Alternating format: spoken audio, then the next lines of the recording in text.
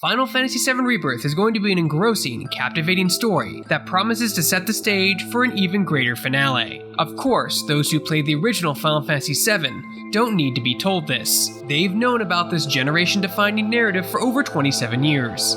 However, even those longtime fans may not be aware of just what exactly they're in for with Rebirth. That became clear after playing through the game's opening chapter, which manages to set up the story ahead while also raising some questions about what players know to this point.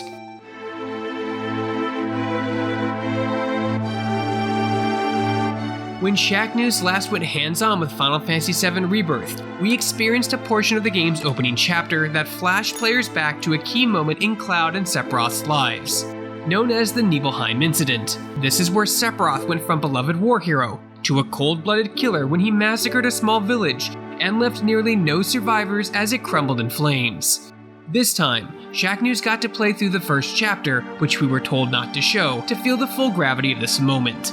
The events of the Nibelheim incident are played from Cloud's perspective. To hammer that home, cutscenes and dialogue exchanges will sometimes get paused, like a vintage videotape, for the rest of Cloud's party to chime in with questions. Cloud will recall getting sent in for his first soldier mission, being paired off with Superior Officer Sephiroth, and exploring the dangerous Mako reactor on top of Mount Nibel. They need a guide to lead them through the mountains, so Cloud will recount his meeting with Tifa, at the time a young guide looking to prove herself. The Nibelheim flashback serves as a tutorial for Rebirth, explaining the basics of combat, traversal, and using other party members. However, its main purpose is to explain how Sephiroth came to be what he is today.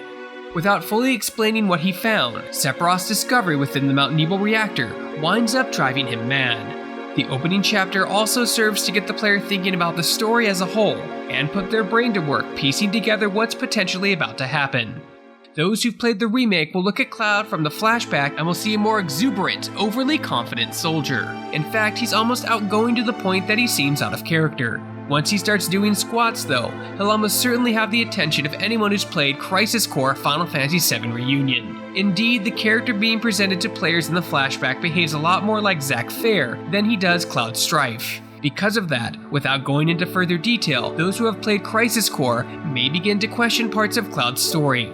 They won't be the only ones. After the Nibelheim flashback ends, the party will go to bed and players will witness a conversation between roommates Tifa and Aerith.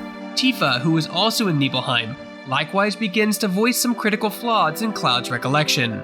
Those who have played the original Final Fantasy VII likely know where this is going, but Tifa and Aerith then make sure to bring up the Whispers. Recall that the Whispers are entirely new entities to this trilogy, whose purpose appears to be to keep the FF7 timeline on its destined path. Raising the specter of the Whispers indicates that Final Fantasy VII's story may be in for some greater changes as Rebirth goes on. There's one major curveball that Remake and the integrated DLC has thrown to even the most die-hard FF7 fan, and that's the presence of Zack, who appears to be alive and well. The Crisis Core Remaster's release timing was not a coincidence, and with many players experiencing that story as it was originally released for the first time, it's bound to have them asking questions. The various trailers for Rebirth over the last year have made it clear. Something mysterious is at work, while Final Fantasy VII Rebirth is looking like a faithful reimagining of 95% of the original game. It's the 5% that stands to change that proves more intriguing than anything else. Rebirth's opening chapter will have players thinking about that out of the gate, and keeping that in the back of their minds as they play through the rest of the story. Speaking of the rest of the story, we got to play more than the Nibelheim flashback, and there's a lot more to say about what lies ahead in Final Fantasy VII Rebirth.